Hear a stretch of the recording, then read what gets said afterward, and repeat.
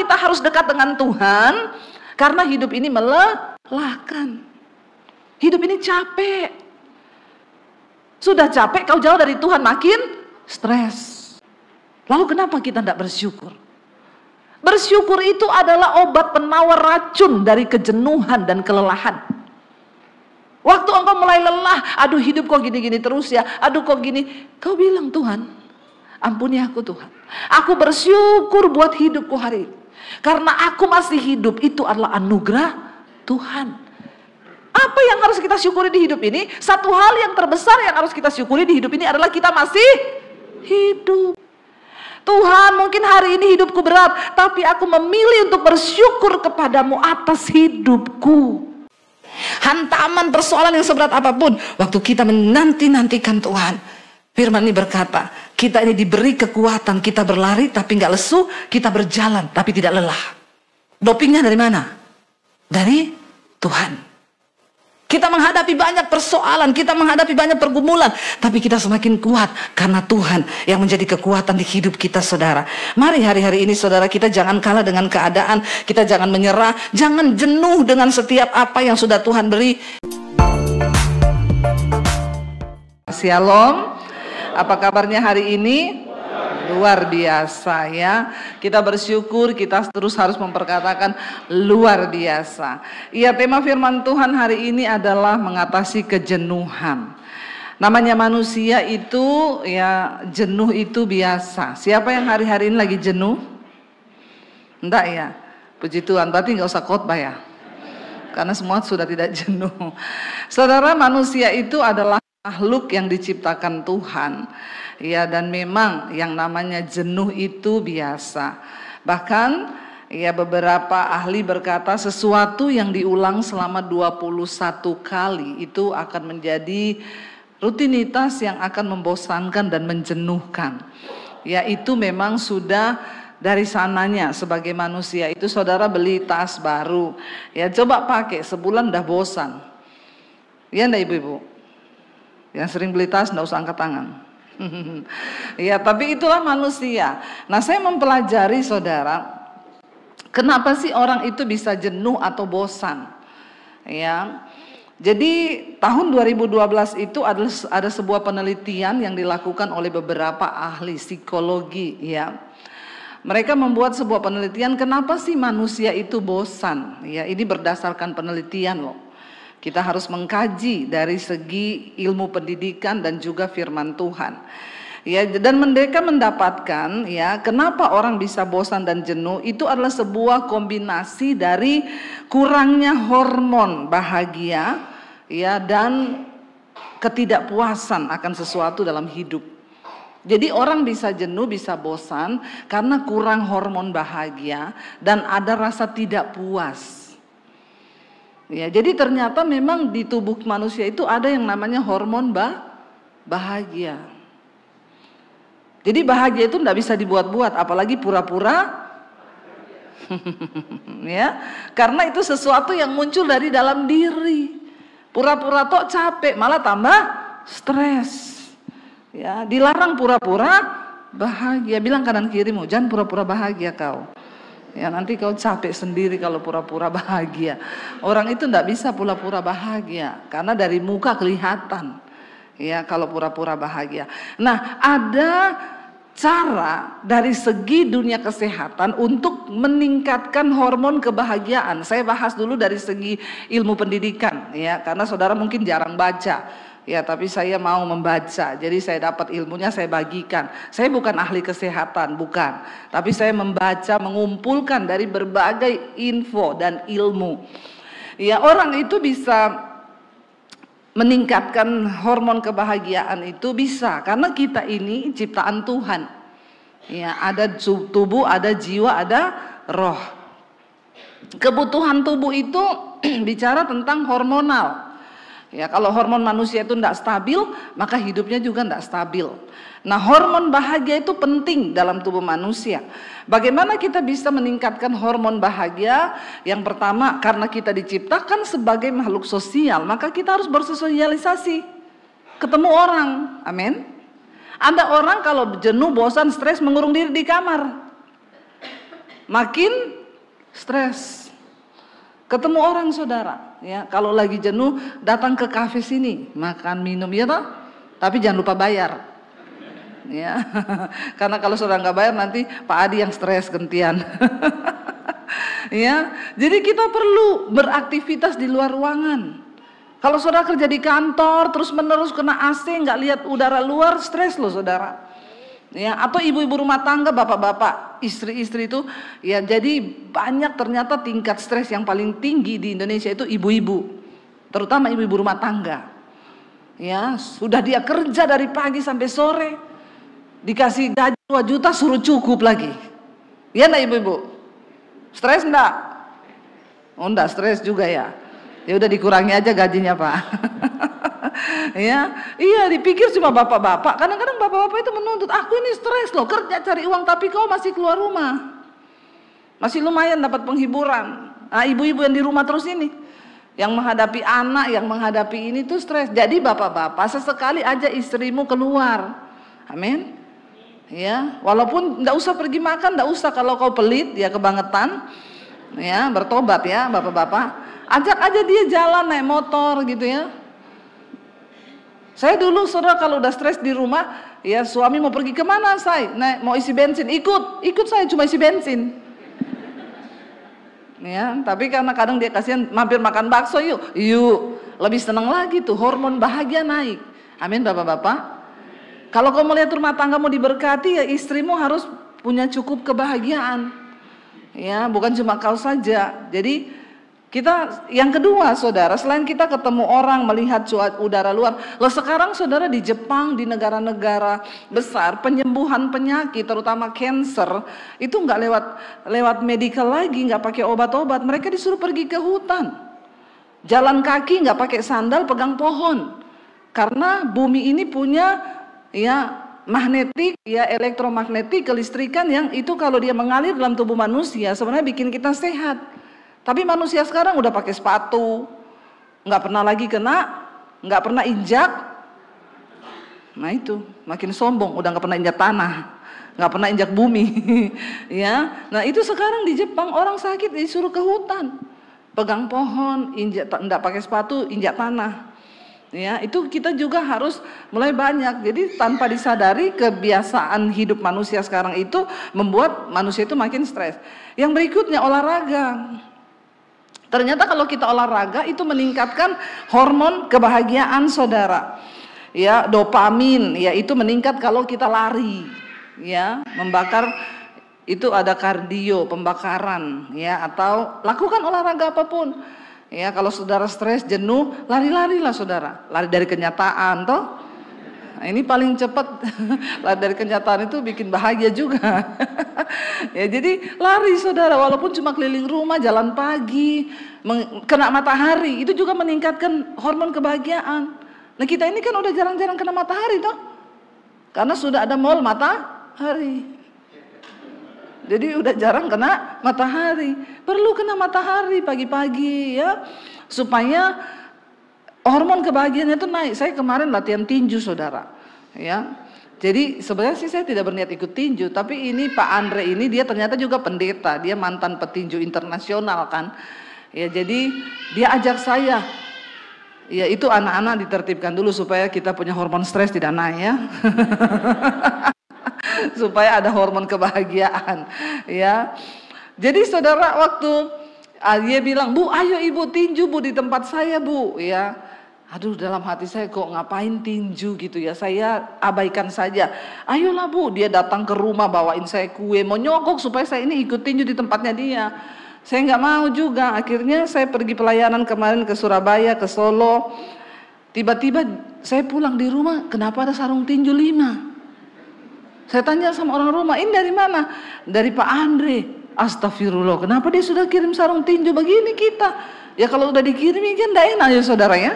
Pintar juga dia. Akhirnya suami saya bilang, ya ayolah. Jadi karena dia kasih sarung tinju itu, kita pulang-pulang pelayanan, suami saya pakai sarung tinju, saya juga pakai. Kita berdua dulu bertinju di rumah.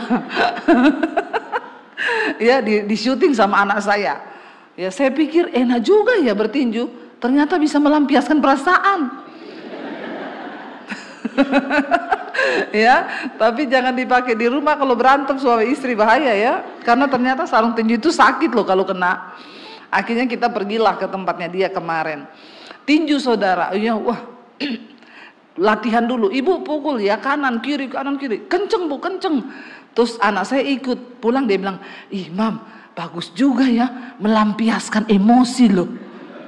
Kata anak saya, melampiaskan stres. Terus saya bilang gini, emang lu stres?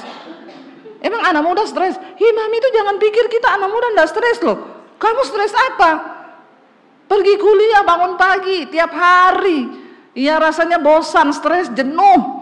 Aku juga itu nyetir ke kampusku 45 menit. Mami pikir itu enggak bosan. Oh, tapi tadi aku tinju itu mam tak lampiaskan. Ih bener juga ya bapak-bapak. Tapi jangan tinju orang. Kenapa orang bisa tinju orang? Itu bagian dari melampiaskan perasaan, melampiaskan hormon stres.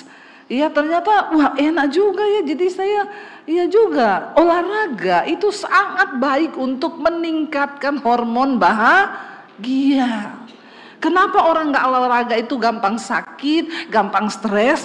Karena ternyata kau nggak punya hormon bahagia. Nah, ini secara kesehatan dulu ya. Jadi tolong tingkatkan, ketemu keluarga, ketemu orang lain. Kalau saudara stres, ajaklah anak istrimu dengan orang tercinta pergi ke mall. Biar cuma makan apa gitu di luar. Yang penting itu kebersamaannya ya. Penting saudara, karena hari-hari ini stres itu meningkat. Tiba-tiba orang bunuh diri, tiba-tiba orang bunuh orang. Nah, itu akibat dari kurangnya hormon bahagia. Orang kalau bahagia mana mungkin dia bunuh orang, benar nggak? Nah itu, anak itu bilang iya betul. Ya terima kasih adik ya. Orang kalau bahagia nggak mungkin bunuh orang. Kenapa orang bunuh orang?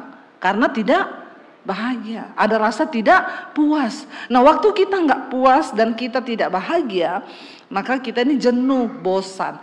Nah sekarang dari firman Tuhan, karena Alkitab itu berkata kita diciptakan tubuh, jiwa, roh. Sebaliknya kalau kita cuma dengan cara-cara tadi olahraga ya ini mungkin itu hanya di dalam tubuh. Tapi bahagia yang sesungguhnya itu datang dari jiwa. Bagaimana jiwa dan tubuh bisa bahagia kalau roh kita ini kuat.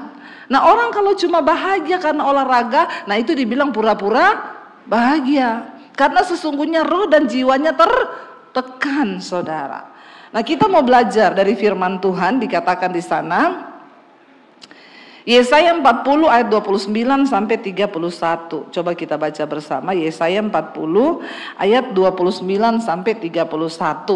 Baca dengan suara yang keras. 1, 2, 3. Dia menambah kekuatan kepada yang lelah dan menambah semangat kepada yang tidak berdaya. Nah ini saudara, ciri-ciri orang yang tadi jangan ini dulu. Ciri-ciri orang yang kekurangan hormon bahagia, yang jenuh, yang bosan, itu mereka itu lelah ya dan tidak punya semangat, tidak berdaya ya. Apalagi udah jenuh ditambah lagi dengan persoalan dan beban kehidupan yang berat. Ya, tetapi ayat ini berkata Tuhan itu memberi kekuatan ya kepada yang lelah dan menambah semangat kepada yang tidak berdaya. Kenapa kita perlu dekat Tuhan? Karena hidup ini melelahkan. Hidup ini melelahkan nggak saudara? Melelahkan loh. Mau saudara pendeta, mau saudara dekat dengan Tuhan, apapun hidup ini melelahkan.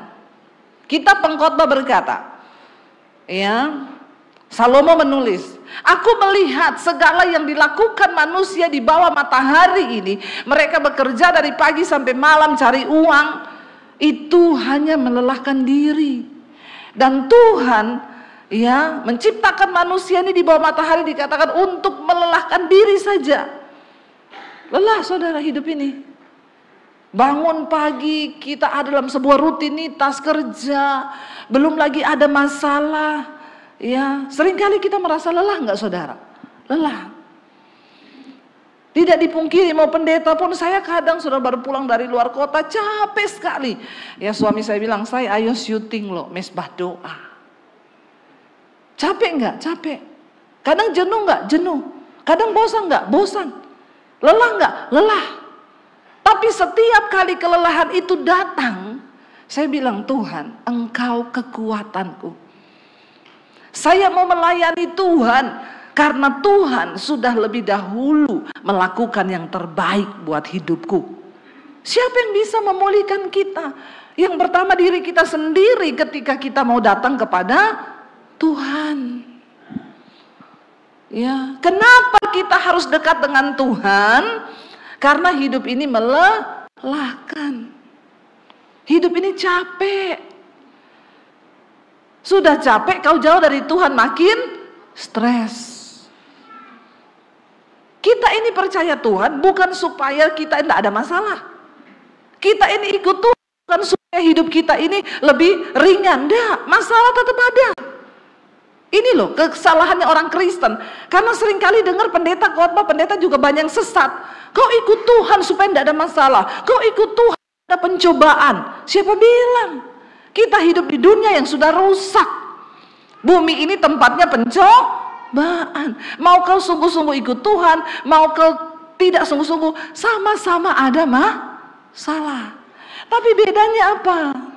Orang yang dekat dengan Tuhan, orang yang mengenal Tuhan, waktu masalah datang, dia dapat berkata, Tuhan adalah sumber kekuatanku. Itu bedanya. Ya, orang kalau hidup gak kenal Tuhan, saudara, stres. Ya, kau coba pikul sendiri persoalanmu, tapi ketika engkau dekat dengan Tuhan enak. Jenuh datang, bosan datang, masalah datang, kau tidak berdaya, cuma datang sama Tuhan aja, duduk doa, nyanyi puji-pujian, sembuh sudah. Amin. Saya sering kali mengalami di saat kelelahan, kecapean, ya, mau syuting lagi harus melakukan hal-hal yang rutinitas seperti biasa. Kalau sudah begitu kadang saya nyanyi, saudara. Itu untuk menguatkan diri saya sendiri. Saya memuji Tuhan. Bayangkan udah capek, aduh Tuhan capek, tidak boleh bersungut, tidak boleh. Pekerjaan yang Tuhan berikan kepada kita itu kan sumber berkat bagi kita, amin. Kita harus mengerjakannya dengan hati yang tulus. Nah, ketika jenuh datang, bosan datang, jangan lari. Bangun iman, mau kuatkan dirimu. Ketika saya lelah, saya capek, saya berusaha nyanyi. Aku ada hari ini karena Tuhan baik dan teramat baik bagiku.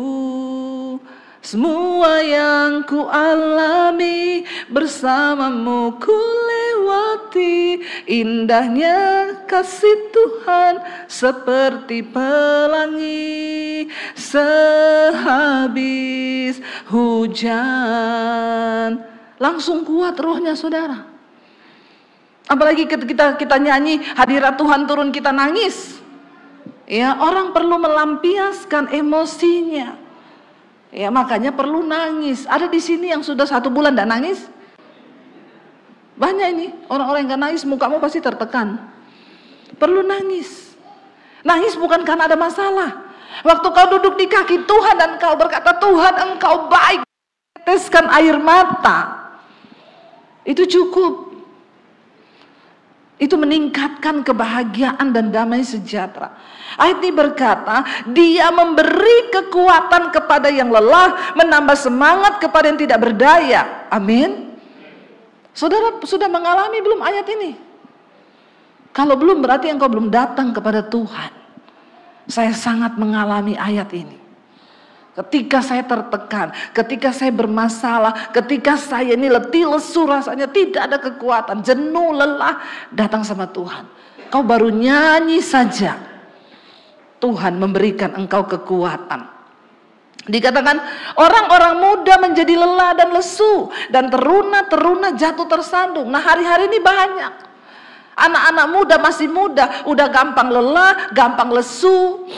Mereka semua tersandung jatuh. Ya, kenapa? Karena mereka tidak mengenal Tuhan. Mereka tidak mengenal Allah yang adalah sumber kekuatan. Tetapi dikatakan ayat yang berikutnya 31, tetapi orang-orang yang apa? Menanti-nantikan Tuhan mendapat kekuatan baru. Mereka seumpama Raja Wali yang naik terbang dengan kekuatan sayapnya. Mereka berlari dan tidak menjadi lesu. Mereka berjalan dan tidak menjadi lelah. Amin saudara. Kalau kita menanti-nantikan Tuhan, ya, kalau kita selalu ada dalam hadirat Tuhan, dikatakan kita ini berjalan tapi tidak menjadi lelah. Kita mendapat kekuatan baru dari Tuhan. Seperti Raja Wali. Kenapa dipakai perumpamaan Raja Wali? Raja Wali itu semakin ada badai, dia semakin menikmati karena dia memakai kekuatan badai itu untuk membawa dia naik lebih tinggi. Amin. Ya, itu gambaran orang Kristen.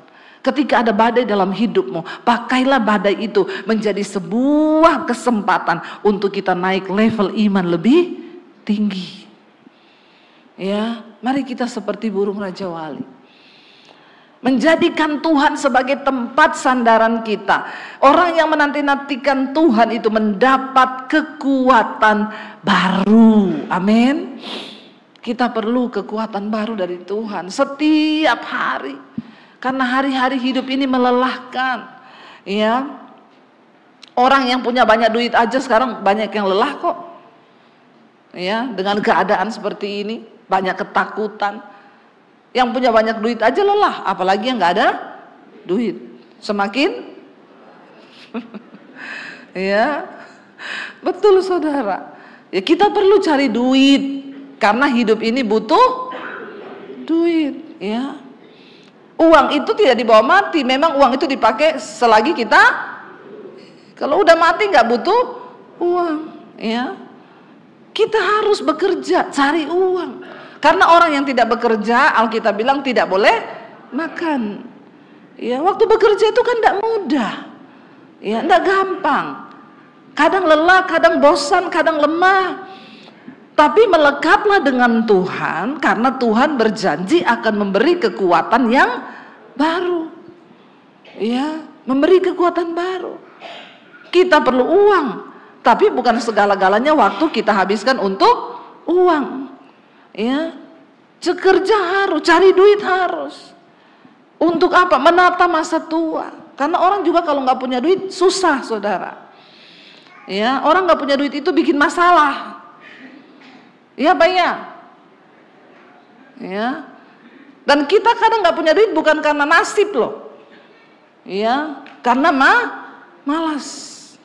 Banyak orang malas. Sebenarnya kalau mau kerja bisa kok, semua bisa jadi duit. Ya. Saya bilang sama anak-anak saya, Mami ini misalnya nggak jadi hamba Tuhan pun, Mami pasti akan hidup. Apapun saya lakukan, saudara. Saya nggak pernah malu. Ya, saya dengan suami dulu jualan jus di pinggir jalan sampai jam 12 malam. Cuma pakai gerobak. Ya, daripada saya minta-minta. Semua saya lakukan. Saya pernah jualan sambal, pernah jualan kue. Ya, semua sudah saya lakukan. Dan orang yang rajin itu pasti diberkati Tuhan. Setiap ada perkara kecil, Tuhan akan beri perkara yang besar. Ketika engkau lelah, datang sama Tuhan, karena Tuhan akan memberikan kekuatan baru. Kekuatan baru kita bukan datang dari vitamin. Ya, kekuatan baru kita datang dari Tuhan. Ketika rohmu kuat, jiwamu sehat. Waktu jiwa sehat, tubuh juga ikut sehat. Ya. Kalau cuma olahraga tok menambah hormon kebahagiaan, itu kan sesuatu yang tidak kekal. Itu yang datang dari luar, oke juga. Tapi kita membutuhkan sesuatu yang datang dari dalam. Yang dari dalam itu kekal, hati yang gembira, obat yang manjur. Tapi semangat yang patah itu mengeringkan tulang, jadi osteoporosis. Biar kau minum susu Anlin tiap hari berapa galon, ya. Kalau semangatmu patah, kalau jiwamu lelah dan engkau nggak dekat dengan Tuhan, ya, maka makin kroposlah tulang. Ya, mari saudara, dikatakan di sini bahwa Tuhan itu menambah semangat, memberikan kita kekuatan yang baru. Coba lanjut ayatnya yang tadi. Ya, orang yang menanti-nantikan Tuhan mendapatkan kekuatan yang baru. Mereka seumpama Raja Wali yang naik, dikatakan terbang dengan kekuatan sayapnya. Mereka berlari tidak menjadi lesu, mereka berjalan tidak menjadi lelah. Karena Tuhan menjadi sumber kekuatan di hidup kita. Katakan amin. Jemaat Bogor tolong agak semangat, saya ini sudah keringetan loh. Saudara bilang amin aja kayaknya berat ya. Amin saudara. Ya, kita berlari. Orang-orang bertanya, Bu Debbie itu bisa kuat dalam hidup ini bagaimana? Saya menghadapi terpaan badai hidup yang begitu keras. Tapi saya mau bilang, saya tidak menjadi lelah. Saya tidak menjadi lesu karena Tuhan adalah kekuatanku. Dia memberikan semangat yang baru. Hidup ini yang diperlukan adalah semangat saudara. Kalau udah gak semangat ya sudah. Orang yang kehilangan semangat mau ngapain? Ya, gak bisa ngapa-ngapain. Kita kalau udah kehilangan semangat, ya bayangkan ya, kita ini sebenarnya tahu juga rahasia untuk mendapatkan berat badan ideal. Semua tahu toh? Tahu. Pertama, jaga mulut, jamu. Ya, jangan makan yang berlebihan. Kedua, geraklah olahraga. Kita semua tahu. Bahkan ada yang di rumah sudah punya alat gym komplit. Tahu. Tapi tidak punya semangat. Makanya kita harus memompa diri kita sendiri. Saya sama suami itu saling menyemangati. Kita kalau di tempat tidur gini, gimana ya mau turun badannya? Terus kita berdua lihat-lihatan gini, sebenarnya kita tahu loh. Kita ini tahu, ya, itu ada treadmill, dipakailah. Ya, sekarang mulai menyemangati diri. Ya, suami saya pagi udah semangat ngomong sama dirinya sendiri. Semangat. Sekarang saya dilarang masak. Ya, udah kamu nggak usah masak ya. Soalnya kalau sudah masak, pagi-pagi di meja udah ada makanan, tergoda. Iya deh, saya nggak masak, walaupun saya hobi masak. Ya, nahan diri. Jadi makanya nanti siang aja, nanti olahraga treadmill, ya lumayan turun pelan-pelan, ini sudah mulai 2-3 kilo, terus menyusut pelan-pelan. Ya karena kalau nggak begitu kita ini diundang kemana-mana dikasih makan banyak saudara. Dan kita kalau diundang ke kota mana, Bu saya mau ajak ibu yang the best di kota ini, nah bagaimana itu? Semua dikasih yang the best. Lah hamba Tuhan kalau nggak berhikmat, kita ini dibunuh sama jemaat. Dibunuhnya pelan-pelan, apa dikasih makan. Ini habis ini lagi makan ya Pak di sana ya. Pak Adi sudah siap-siap lagi ini. Ya, tapi kita kan harus berhikmat. Makanya kita ke sini enggak makan apa-apa dulu pagi. Ya sampai siang. Enggak bukan, jangan ketawain saya. Loh, ini ya. Saudara, sarapan terbaik itu adalah tidak. Benar, sarapan terbaik itu tidak sarapan. Karena waktu kita bangun pagi itu gula darah kita lagi tinggi. Sampai jam 8 pagi, tubuh lagi memproduksi gula darah. Kalau kau tambah nasi, tambah minum manis, maka makin naik itu gula darahmu. Tahan dulu, sampai minimal jam 10, jam 11. Itu terbaik.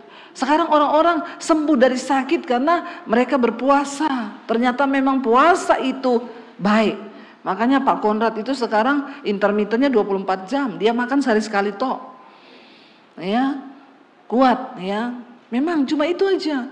Karena waktu perut kosong tubuh ini memakan semua penyakit. Bahkan banyak orang sembuh dari kanker karena waktu dia puasa, ya tubuhnya lapar, dia cari apa yang bisa dimakan. Dia makan sel kanker untuk dirubah menjadi energi saudara.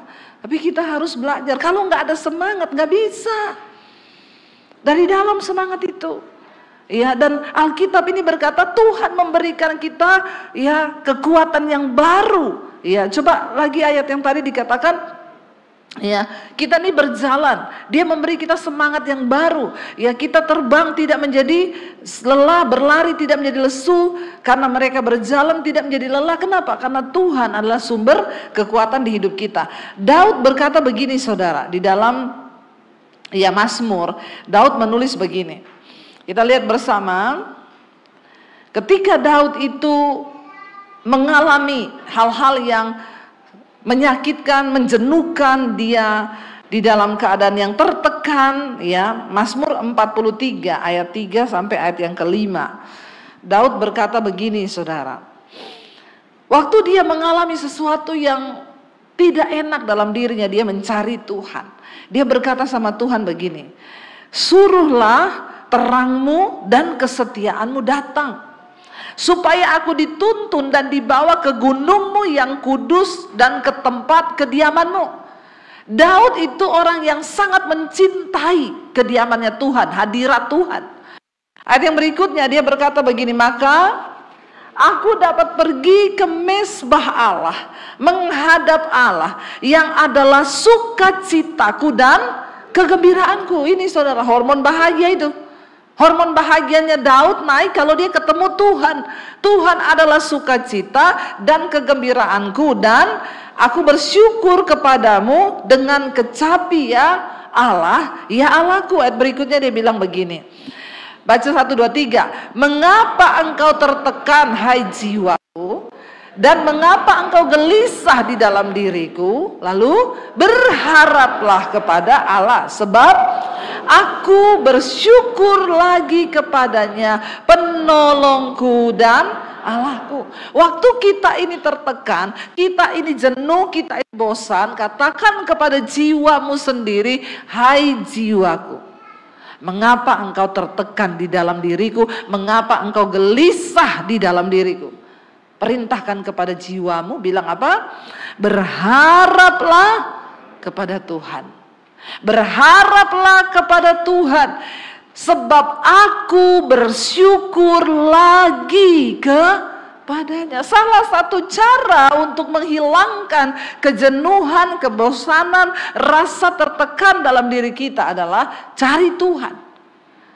Dia sumber sukacita, dia sumber kebahagiaan. Yang kedua, bersyukur lagi kepada Tuhan. Jadi yang akan membuat jiwa kita ini tenang, yang akan membuat jiwa kita ini kuat, waktu kita bersyukur kepada Tuhan. Saya mau tanya Bapak Ibu yang engkau yang datang hari ini, ada nggak sesuatu yang perlu kau syukuri? Ada? Banyak? Banyak. Lalu kenapa kita tidak bersyukur? Bersyukur itu adalah obat penawar racun dari kejenuhan dan kelelahan. Waktu engkau mulai lelah, aduh hidup kok gini-gini terus ya, aduh kok gini, kau bilang, Tuhan, ampuni aku Tuhan. Aku bersyukur buat hidupku hari ini. Karena aku masih hidup, itu adalah anugerah Tuhan. Apa yang harus kita syukuri di hidup ini? Satu hal yang terbesar yang harus kita syukuri di hidup ini adalah kita masih hidup. Ada yang sudah pengen mati? Biar kita doakan rame-rame. Ya. Seberat-beratnya hidup kita, kita masih pengen hidup toh. Nggak ada orang pengen mati kan? Jadi hal apa yang terbesar yang kita harus syukuri dari hidup kita adalah hidup itu sendiri. Tuhan, mungkin hari ini hidupku berat, tapi aku memilih untuk bersyukur kepadamu atas hidupku. Lalu mulai, aku syukuri istriku Tuhan, aku syukuri suamiku Tuhan, syukuri anak-anakku Tuhan. Jadi seburuk apapun suamimu, waktu kau syukuri, ada berkat yang turun. Sepelit apapun suamimu, ibu-ibu, waktu kau syukuri suamimu, ada berkat yang turun. Tidak usah angkat tangan ibu-ibu. Ya, yang suaminya pelit bertobat. Bapak-bapak, syukuri istrimu, amin. Secerewet-cerewetnya istrimu, ketika kau syukuri, maka ada berkat. Istri itu juga cerewet kan untuk kebaikan suami toh. Oh, tetap istri menang. Ya, tetap istri menang saudara. Karena iya pasti itu untuk kebaikan kita. Ya, nggak ada lah istri itu ya gila kecuali istri gila. Ya itu perlu disuruh konseling itu. Kita bersyukur yuk, syukuri anak-anakmu karena Ya Tuhan, memang anakku ini kepala batu setengah mati, tapi tak aku syukuri karena Tuhan memberi dia di hidupku, berarti ada rencana Tuhan atas hidupnya. Kita bersyukur itu akan membuat jiwa kita ini ya dikuatkan, dan kita tidak mudah jenuh, tidak mudah lelah, tidak mudah ya tertekan dengan apa yang ada di hidup kita hari ini. Mari Bapak Ibu, setelah kita cari Tuhan, lalu kita belajar bersyukur, ya jiwa dan roh kita dipulihkan, baru kita lakukan hal-hal tadi. Ya ayo olahraga, ayo kita ketemu dengan teman yang seiman, ya supaya hidup ini juga ya ada. Makanya ada kelompok sel kan di sini ada ya, tiap hari apa itu? Ya, belum ada. Oh harus dibentuk ini ya. Jadi itu juga menambah kita punya kegairahan. Ya kalau ketemu sama-sama ngobrol bapak-bapak itu, apalagi bapak-bapak itu kelihatannya diam, tapi kalau udah ketemu channel yang tepat, ketemu orang yang satu frekuensi, suami saya ini diam. Tapi kalau ketemu orang satu frekuensi nggak bisa diam, malah kita ngerem-ngerem, ya karena nggak bisa berhenti ngomong. Sebenarnya bapak-bapak itu kalau ngomong, ya ngomong juga, tapi selama ini terpendam.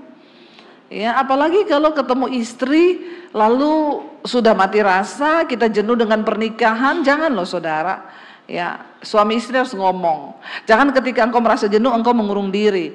Ya, saya ketemu suami istri, dia bilang, Ibu Dewi sering khotbah suami istri berantem. Kami ini ibu sudah nikah 26 tahun enggak pernah berantem. Oh, luar biasa ya. Iya, karena kami enggak pernah ngomong. Ya memang iya, karena nggak pernah ngomong, sudah mati rasa, ya nggak pernah berantem sih, tapi pahit di sini. Jangan ya Bapak Ibu, kita ini harus sama-sama saling membangun. Yang pertama rohani kita, jiwa kita, setelah itu baru kita melakukan hal-hal yang secara tubuh tadi, olahraga, pelihara hewan, itu juga bisa meningkatkan hormon bahagia. Ya, dogi, siapa yang ada dogi di rumah, itu meningkatkan hormon bahagia ya. Tapi jangan bilang dogiku lebih mengerti daripada suamiku, Bu, itu salah. Nanti bisa diracun itu dogi sama suamimu, atau dogiku lebih mengerti dari istriku, Bu, ini bahaya. Pernah loh ada orang konseling sama saya, istri, Bu saya mau kasih racun doginya suami saya. Kenapa? Suamiku tuh lebih sayang sama doginya daripada saya. Dia pulang kerja, Bu, ke kandang dogi dulu, baru masuk rumah. Ya, saya bilang ibu jangan diracun. Ya lama-lama kan saya cemburu sama itu dogi. Terus saya bilang ibu begini saja, coba ibu lihat, ya apa yang menarik dari dogi itu, Bu? Kalau suamimu pulang ke kandang dogi, apa yang dogi lakukan? Ibu tiru.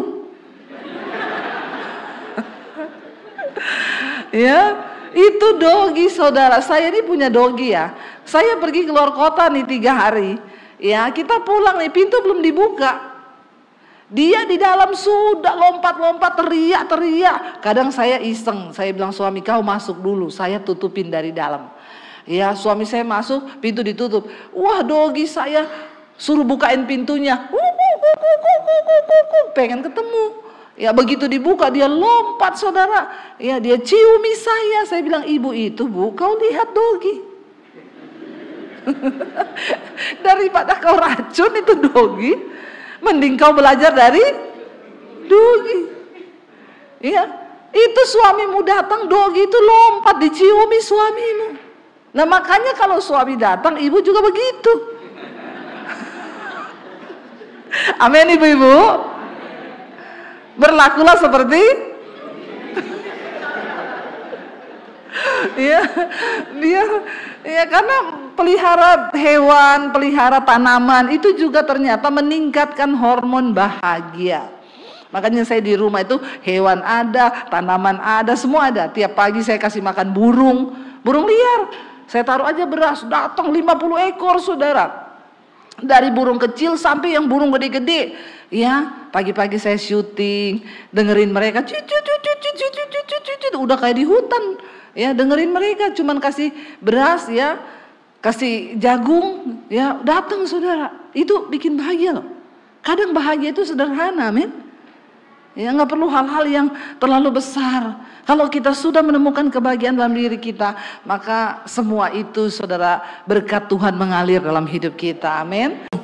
Apalagi kita melakukan aktivitas yang setiap hari begitu, ya, dan lama-lama kita ini bisa merasa jenuh, merasa bosan, lalu jiwa kita mulai tertekan. Nah, saya belajar tentang apa sih itu jenuh itu, saudara. Ternyata beberapa ahli, ya, psikologi melakukan sebuah penelitian dan mereka menemukan bahwa manusia itu bisa jenuh karena yang pertama adanya rasa tidak puas, dan yang kedua kurangnya hormon bahagia yang diproduksi dalam tubuh. Jadi ternyata tubuh kita ini bisa memproduksi hormon bahagia. Tuhan itu baik, amin. Karena bayangkan kalau tubuh ini nggak memproduksi hormon bahagia, ya saya yakin udah banyak yang stres. Semua pasti gila kali lari-lari di jalan. Tapi karena Tuhan baik, Dia itu memberi kepada manusia itu yang namanya hormon bahagia, saudara. Nah, hormon-hormon bahagia itu adalah salah satu, ya, zat kimia yang bekerja dan dihasilkan di otak, ya, manusia. Ya, dan saudara bisa belajar lebih jauh kalau saudara pengen belajar tentang hormon bahagia itu apa. Ada yang namanya dopamin, serotonin, endorfin, dan itu zat-zat banyak terdapat di dalam, ya, kayak narkoba, obat, yang biasa morfin, ya. Kenapa orang itu kalau pakai morfin rasanya tenang? Ya, orang itu kalau disuntik narkoba itu rasanya melayang. Dia lupa masalahnya, ya, dia lupa utangnya, ya, lupa istri. Kalau yang stres dengan istri, yang jenuh dengan istri, ya, orang mencoba melarikan diri karena memang, ya, zat-zat itu bisa menghasilkan hal-hal yang bisa membuat manusia itu rasanya happy. Tetapi itu semua kan tipuan, saudara. Ya, nah, Tuhan itu menciptakan hormon bahagia dalam diri manusia dan itu bisa keluar sebenarnya, ya. Dan para ahli psikolog itu memberikan tips untuk bagaimana kita bisa memproduksi hormon bahagia dalam diri kita yang dari luar nih, yang sifatnya eksternal. Misalnya dengan berolahraga. Ternyata olahraga itu bisa memproduksi hormon bahagia dalam tubuh manusia, ya. Tetapi, ya, makanya saudara kadang lihat ada orang nge-gym 8 jam, ya. Kalau kita hanya mendapatkan kebahagiaan dari luar, dari olahraga, nah itu pura-pura bahagia. Banyak kan sekarang orang pura-pura bahagia tuh, ya, foto di gym terus, foto olahraga terus, ya, ini tanda-tanda orang pura-pura bahagia nih, ya. Memang waktu dia olahraga itu ada bahagia yang muncul karena dari dalam tuh keluar, saudara. Ya, saya kemarin diajak olahraga latihan boxing, saudara. Ya, sebenarnya saya nggak mau karena aduh boxing, ya, tapi dikirimi sarung tinju sama atlet tinju, ya, dia atlet dulu terkenal di Indonesia, ya, pemenang se-Asia dulu. Lah saya nggak enak juga, tahu-tahu di rumah ada sarung tinju 5. Saya tanya, ini siapa yang kirim? Ya, Pak Andre, Bu. Ya, lalu dia WA saya, Bu, saya sudah kirim sarung tinju, ya, Ibu datang ke tempat saya latihan. Ya, saya coba dulu sama suami, kau pakai satu, saya pakai satu. Ya, terus kita bertinju di rumah tuh, ya. Tapi seru juga, yang pertama bisa melampiaskan. Ya, jadi kalau yang mau coba-coba silakan, tapi ini adegan berbahaya. Hanya dilakukan oleh para ahli saja, ya. Jadi kita waktu sempat, saudara, wah, pulang pelayanan pakai sarung tinju kita gini-gini, keringetan loh. Ya, cuma berapa menit itu saya lihat, wah, baju saya basah, ya, enak ini kalau bisa latihan, ya. Akhirnya kemarin Sabtu kita ke tempatnya dia lah, biar lega juga, ya, sudah kirim sarung tinju, masa kita nggak datang. Ya, datang saya, kita latihan, anak saya ikut. Pas pulang anak saya bilang gini, "Hei, Mam, enak ya tinju, ya, stres terlampiaskan." Saya kaget, saya tanya sama anak saya, "Emang kau juga stres? Anak muda masa stres?" Lalu dia bilang, "Ih, anak muda juga stres loh, Mam. Emang kau bayar cicilan? Kau bayar listrik? Kau cari uang buat makan?" "Ya kagak. Mami pikir berangkat kuliah itu nyetir 45 menit itu enggak stres." Oh, ternyata semua orang bisa stres, bisa jenuh, ya. Tapi benar waktu kita akhirnya latihan boxing itu bisa loh, saudara, ternyata melampiaskan. Setelah itu plong sih, walaupun pulang tangan sakit semua, ya, tapi jiwa plong. Jadi Tuhan itu ternyata luar biasa loh, menciptakan banyak hal untuk kita ini bisa ada, ya, hormon bahagia dalam tubuh. Contoh juga yang lain, bisa dengan pelihara binatang, itu juga menyalurkan, ada hormon bahagia yang timbul ya. Bapak-bapak pelihara dogi ya, karena istrimu kadang kan lebih galak dari dogi toh.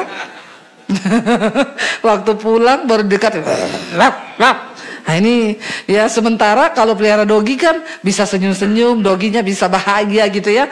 Pelihara tanaman buat ibu-ibu itu salah satu yang juga ternyata bisa mengeluarkan hormon bahagia ya. Makanya sekarang kayak di Jepang, di mana orang kalau sakit yang parah-parah kritis itu nggak diobati pakai medikal lagi, disuruh pergi ke hutan, buka sendal, nggak pakai apa-apa, injak bumi tuh, pegang pohon, itu benar.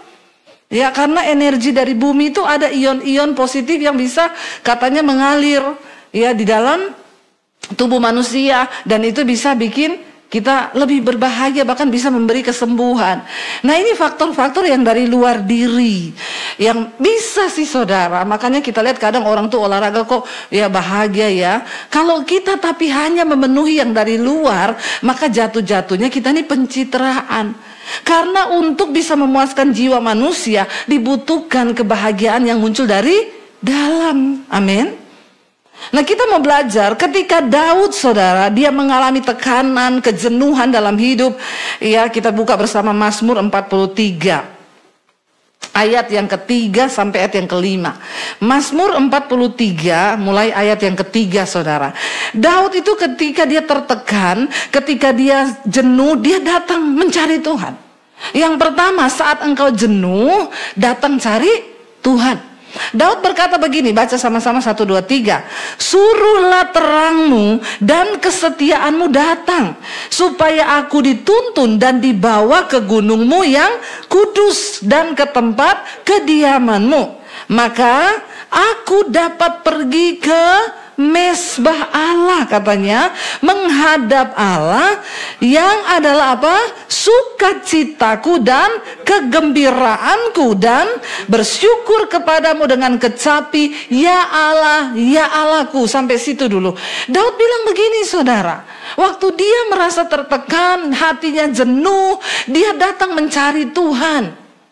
Kata Daud, Tuhan itu adalah sumber apa? Sukacita dan kegembiraan. Ya, hormon bahagia tadi. Kalau kita dekat dengan Tuhan, maka Tuhan itu memberikan kita sukacita dan kegembiraan. Kita ini perlu Tuhan dalam hidup ini saudara.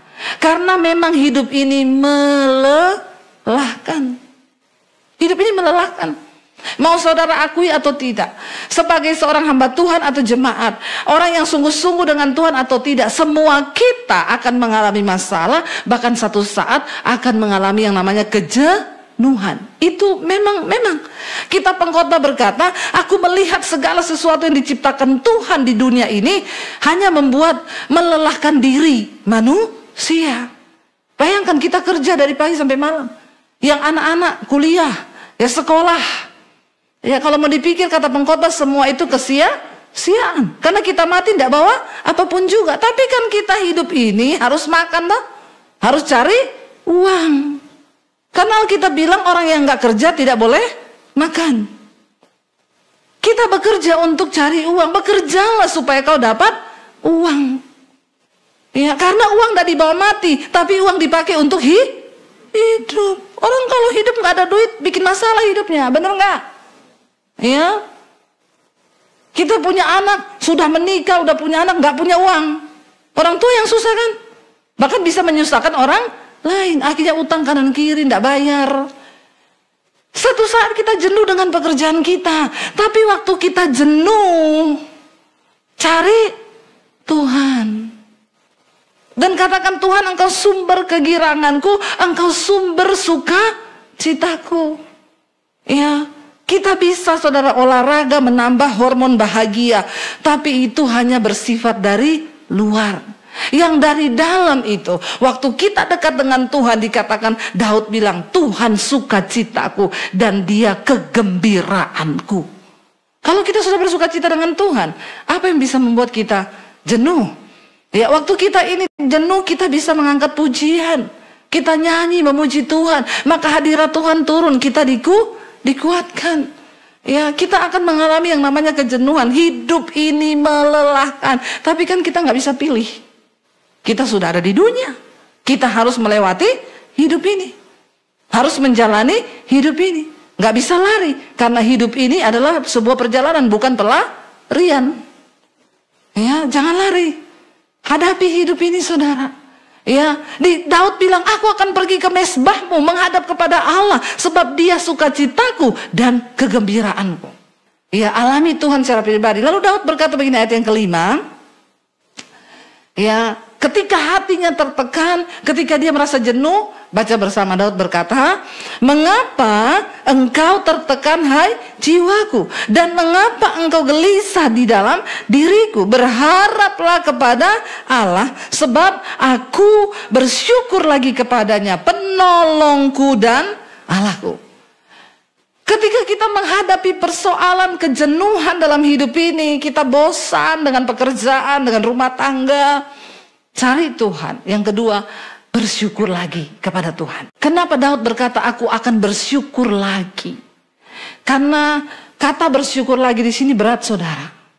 Saat keadaan tidak enak, saat keadaan menjenuhkan, tapi kita datang untuk bersyukur lagi. Seringkali kita lupa bersyukur loh. Apa hal terbesar dari hidup kita yang harus kita syukuri? Yang pertama, hidup itu sendiri. Pernah nggak engkau bersyukur untuk hidupmu? Berapa banyak di antara kita yang bangun pagi bilang, Tuhan, tiap hari, Tuhan terima kasih untuk hidup yang engkau beri buatku. Amin. Syukuri hidupmu, saudara. Seberat apapun hidupmu, engkau masih hidup. Kita masih dikasih kesempatan oleh Tuhan. Walaupun banyak masalah, persoalan, kita jenuh, tapi syukuri hidupmu. Terima kasih Tuhan buat hidupku. Ya, untuk tidak stres, jenuh, syukuri hidupmu. Bapak-bapak, jangan kau menduduk kau yang paling stres. Seringkali saya mendengar, itu istri saya nggak ngerti bu, aku ini bapak cari duit, aku ini stres. Kalau kau mau tahu, istrimu tuh lebih stres. Apalagi yang cuma di rumah. Setiap hari dia kerja di rumah, urus anak sampai malam. Ya, bapak-bapak masih bisa pergi keluar. Salah satu cara untuk menghilangkan stres dan bisa menambah hormon bahagia itu katanya sering-sering keluar. Kalau jangan mengurung diri terus di rumah. Orang kalau sudah jenuh, mengurung diri, nggak mau ketemu siapa-siapa, makin stres kau. Bisa berakhir bunuh diri. Manusia diciptakan sebagai makhluk sosial. Semakin kita beradaptasi ketemu orang, itu ada hormon bahagia yang keluar. Jangan mengurung diri. Ya, jadi bapak-bapak jangan kau pikir cuma kau yang stres, istri itu lebih stres. Ya, makanya sering-seringlah ajak istrimu pergi ke luar. Saya ini dulu ibu rumah tangga, bener-bener murni ibu rumah tangga loh. Suami saya pergi kerja di gereja, saya di rumah dari pagi sampai malam urus anak itu. Anak 3, dari cuci, nyuci, nyetrika, masak, ngepel, nyapu. Ya, kadang suami saya pulang mau pergi, saya tanya mau kemana saya? Mau isi bensin, ikut. Cuma ke pom, saudara. Ikut saya. Ya, ganti daster cepet-cepet, ganti naik di motor. Seneng, cuma lihat pom bensin. Bahagia itu sederhana. Padahal cuma lihat pom bensin itu. Karena sudah sumpah seharian cuma lihat kompor, wajan, lihat cucian, lihat setrika. Ya, jadi kalau dia ikut ya saya, ayo. Apalagi kalau suami saya lagi bermurah hati, mampir makan bakso yuk. Aduh, haleluya, puji Tuhan 12 kali. Bahagianya aku. Iya, bapak-bapak istrimu tuh banyak yang stres loh. Apalagi kalau bapak-bapaknya berkata, saya nggak mau tahu ya, cukup nggak cukup 2 juta sebulan. Mampus itu. Makanya tingkat kesetresan yang paling tinggi itu pada ibu-ibu rumah tangga. Ya, dia harus mencukupkan diri dengan apa yang apalagi kalau suaminya pelit. Ini saudara. Jadi ayo kita usahakan, karena kebahagiaan itu bukan sesuatu yang datang dari luar, tetapi dalam diri kita yang ciptakan. Amin. Ya, syukuri istrimu. Tuhan terima kasih buat istriku, walaupun dia cerewet, tapi syukuri. Amin. Karena cerewetnya istri-istri itu ada baiknya buat suami. Pokoknya istri benar terus. Ya, biar dia cerewet tapi itu untuk kebaikan suami. Ya, tapi kalau bapak-bapak pelit itu bukan untuk kebaikan istri itu. Ya, karena jeleknya istri itu pasti untuk kebaikan suami. Ibu-ibu, syukuri suamimu. Tuhan, aku bersyukur buat suamiku sekalipun dia pelit. Amin ibu-ibu. Ya belajar, tidak ada ibu-ibu yang amin loh. Tadi bapak-bapak pada amin saya suruh. Begitu ibu-ibu ini tidak ada yang amin. Ibu-ibu ini kepala batu juga ya. Bertobat ibu-ibu ya. Doakan suamimu. Tuhan, terima kasih buat suamiku ini walaupun pelit tapi aku bersyukur. Amin. Ya ada ibu-ibu ngomong sama saya, Bu, saya mau bunuh itu anjingnya suamiku. Kenapa kau mau bunuh? Saya mau kasih racun. Kenapa? Itu suamiku lebih sayang sama anjing daripada sama saya. Tiap kali pulang kerja, nggak masuk rumah, belok kiri ke kandang dogi, mainan sama dogi setengah jam baru masuk rumah. Saya bilang ada yang salah loh Bu. Daripada kau bunuh itu dogi, kau berdosa. Lebih baik kau belajar dari dogi itu. Kenapa suamimu kalau pulang kerja langsung ke kandang dogi? Saya ini punya dogi. Saya kalau pulang dari luar kota, saya belum masuk rumah itu dogi saya di dalam udah kangen sama saya. Begitu saya masuk, dia peluk, dia cium, wah dia muter-muter seneng. Saya bilang coba ibu begitu. Kalau suami pulang ciumi, peluk suamimu. Berlakulah seperti dogi itu. Ya. Sebelum dia belok kanan, ibu cegat dulu di depan pintu pagar tuh. Ya, maka suamimu pasti senang. Lagian ibu kalau suami pulang, bukannya disambut, bawa uang gak? Lebih galak dari anjing galak ibu-ibu ini. Ya, saya bilang jangan kau bunuh itu dogi, kau berdosa ibu.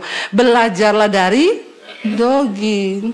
Supaya bisa menciptakan bahagia saudara. Ya Daud berkata, hai jiwaku, mengapa engkau tertekan gelisah dalam diriku? Berharaplah kepada Tuhan, sebab aku bersyukur lagi kepadanya. Kata bersyukur lagi ini berat, tapi Daud mau bersyukur. Syukuri anak-anakmu ya. Sekalipun kadang mereka itu bikin kita ya sakit kepala, Tuhan terima kasih buat anak-anakku. Dan aku percaya masa depan mereka pasti Tuhan yang pegang kendali, amin. Coba saudara, kalau kau jenuh berhenti sejenak. Kalau engkau jenuh, engkau bosan, Tuhan mau engkau berhenti sejenak untuk engkau mencari Tuhan. Ya saya tuh kadang juga capek saudara. Kadang-kadang ya saya pulang, saya pelayanan di Solo 6 kali. Dari Solo pergi ke sekolah misi, ngajar full 4 hari di sekolah misi. Dari pagi sampai sore ngajar setiap hari. Pulang ke Jakarta baru sampai suami saya bilang, saya syuting. Aduh itu kadang-kadang saudara mau pecah kepala, kadang-kadang juga mau bersungut-sungut. Tapi kadang saya siap-siap gitu mau syuting, Tuhan saya tuh capek. Tiba-tiba di kamar mandi saya nyanyi saudara. Salah satu cara untuk kita bisa mengalahkan kejenuhan kita, nyanyi mengucap syukur. Kadang-kadang udah capek banget mau bersungut, saya nyanyi, aku ada hari ini karena Tuhan baik dan teramat baik bagiku. Semua yang ku alami bersamamu ku lewati, indahnya kasih Tuhan seperti pelangi sehabis hujan. Kadang-kadang nangis, air mata menetes. Aku ada hari ini. Lalu kita jadi kuat lagi. Karena bersyukur ternyata kita ada hari ini tuh karena anugerah Tuhan. Apa yang perlu kita jenuhkan dengan hidup ini? Ayo bangkitkan kembali semangatmu dengan hadirat Tuhan. Enggak ada satu orang pun di luar sana yang bisa membangkitkan semangatmu kecuali dirimu sendiri, saudara. Enggak ada orang di luar sana yang peduli dengan kau. Kita harus menolong diri kita sendiri. Datang cari Tuhan. Hanya Tuhan yang sanggup. Makanya di dalam Yesaya pasal yang ke-40 ayat 29 sampai 31 berkata begini.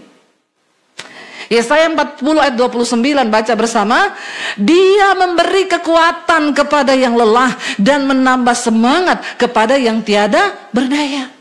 Tuhan itu memberi kekuatan kepada kita yang lelah, yang jenuh hari-hari ini. Jangan cari pelampiasan di tempat lain. Jangan main game kalau engkau stres. Cari Tuhan, amin. Ya, jangan dugem. Ya, jangan lakukan sesuatu yang lain yang sifatnya hanya datang dari luar, tapi cari Tuhan karena Tuhan memberi kekuatan dari dalam. Dan yang dari dalam itulah yang kekal, saudara. Dia berkata, dia memberi kekuatan kepada yang lemah, menambah semangat kepada yang tiada berdaya. Orang kalau sudah tidak semangat, susah.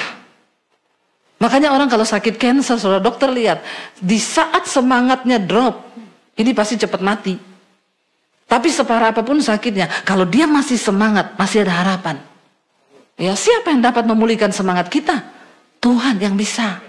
Ya, semangat untuk apapun, untuk bekerja, untuk apapun, ya, untuk diet yang mau kurus, ya, perlu semangat juga loh. Kita ini kan semua tahu caranya kurus itu apa. Oh, enggak usah makan pagi, nanti siang. Saya tuh suka ketawa kalau suami buka-buka ini loh saya. Kalau mau kurus itu enggak usah sarapan. Pagi makan telur, nanti olahraga, terus siang tok makan, nanti sore sudah stop. Saya bilang semua sudah tahu itu teori. Kita berdua tuh suka kata, semua tahu saya itu kalau kamu lakukan udah kurus itu sehari sekilo bisa. Kalau semangat melakukan, masalahnya ini semangat ini nih. Siapa yang bisa maju semangat selain diri kita sendiri? Ya, makanya saya kadang lihat suami saya itu kalau bangun pagi duduk sebentar terus gini, semangat. Ya dia memacu dirinya sendiri. Ya, sekarang treadmill saudara, makanya perutnya mulai hilang. Ya. Sebenarnya mau kurus itu kan cuma dua, ya semangat olahraga sama jamu, jaga mulut. Ya, jamu itu jaga mulut. Mulutnya dijaga tuh, jangan semua dimakan saudara. Ya jadi kita berusaha. Nah, firman Tuhan bilang cuma Tuhan yang bisa memberi semangat kepada yang tiada berdaya. Mungkin engkau udah gak semangat dengan rumah tanggamu hari ini. Kau jenuh dengan istrimu. Kau jenuh dengan keadaan. Perceraian bukanlah jalan terbaik. Minta sama Tuhan diberi kekuatan baru, dikasih semangat yang baru. Ayat berikutnya berkata begini. Orang-orang muda menjadi lelah dan lesu dan teruna-teruna jatuh tersandung. Hari-hari ini banyak anak-anak muda yang lelah, lesu saudara. Masih muda udah sakit-sakitan. Ya, anak-anak muda sekarang gak olahraga, olahraganya mereka tuh cuma jari gini, scroll terus. Ya. Jadi banyak dari mereka itu yang hari-hari ini masih muda tapi udah jompo. Tulangnya sakit, ya ini sedikit udah. Lu bener saudara, ya handphone itu, internet itu membuat orang jompo.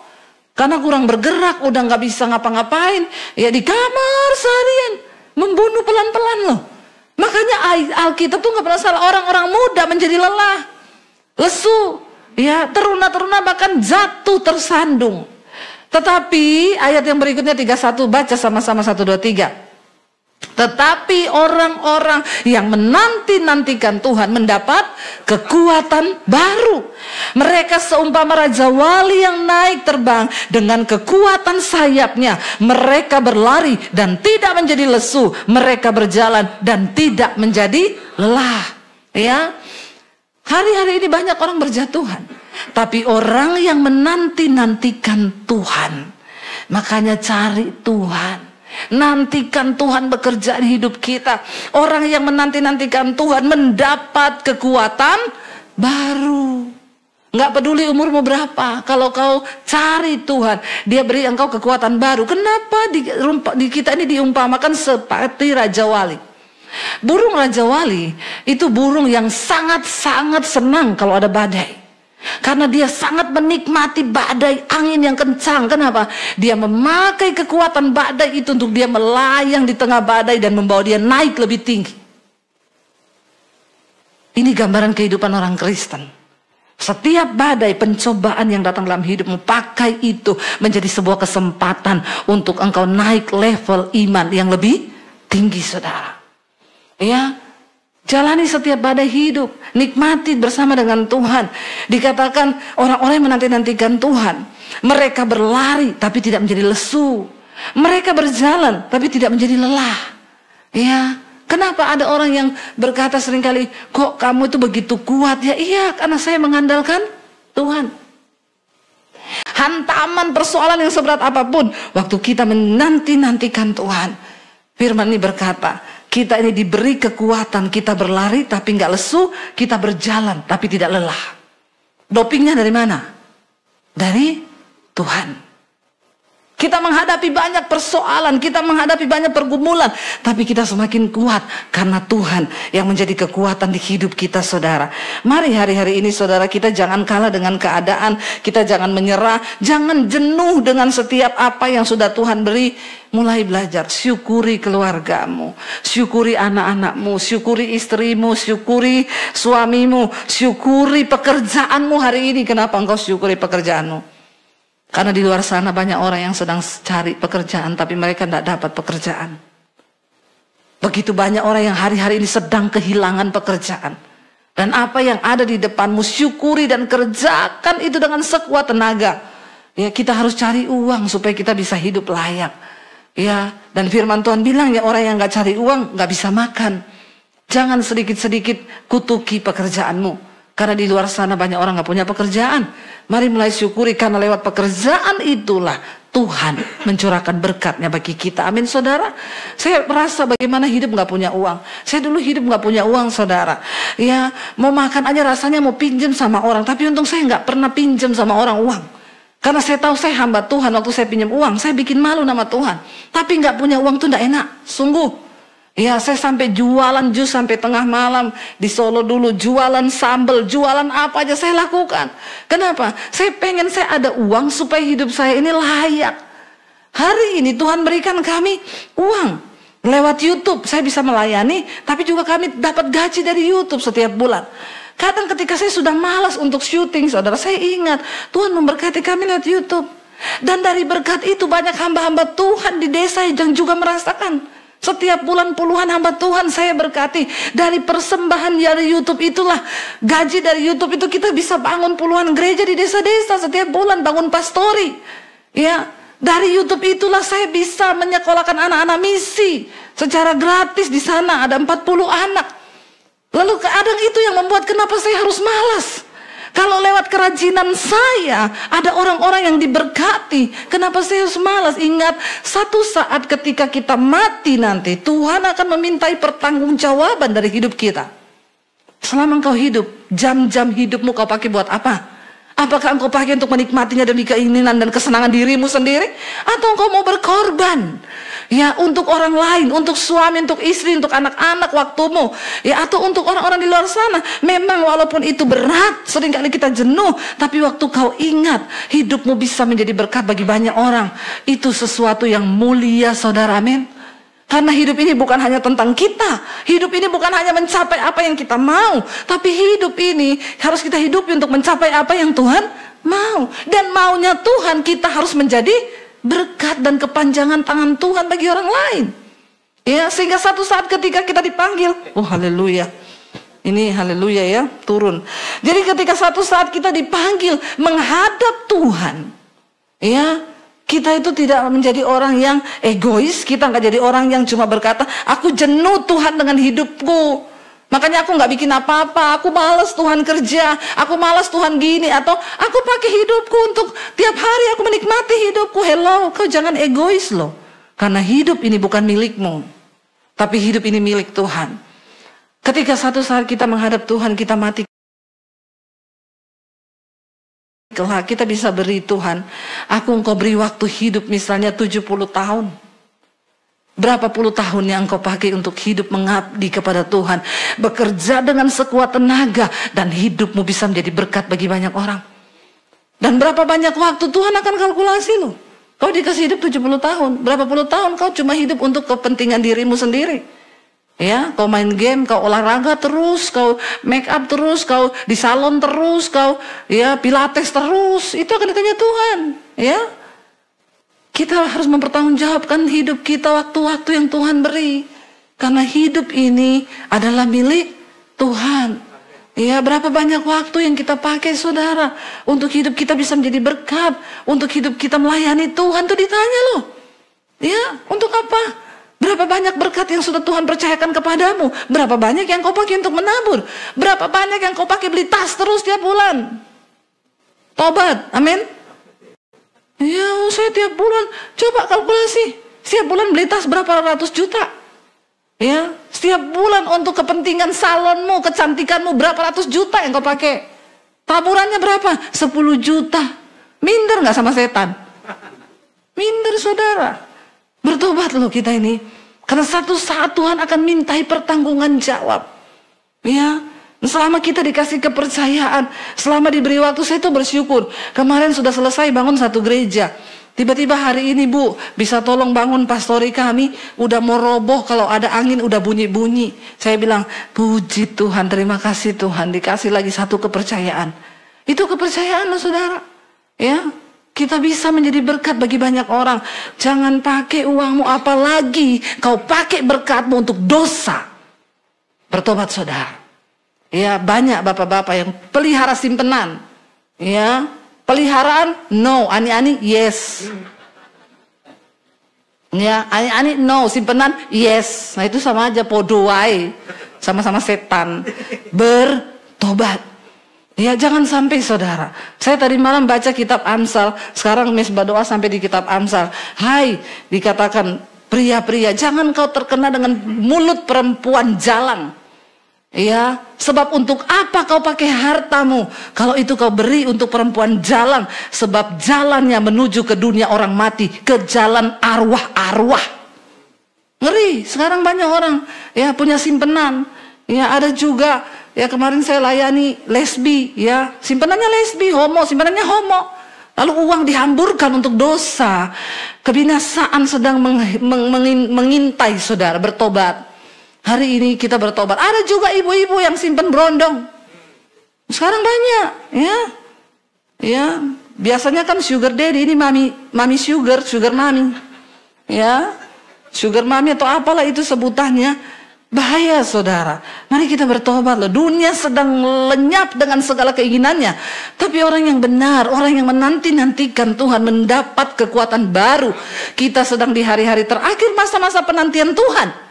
Jangan sampai kita binasa, jangan sampai kita terlambat, jangan sampai kita tertinggal. Iya.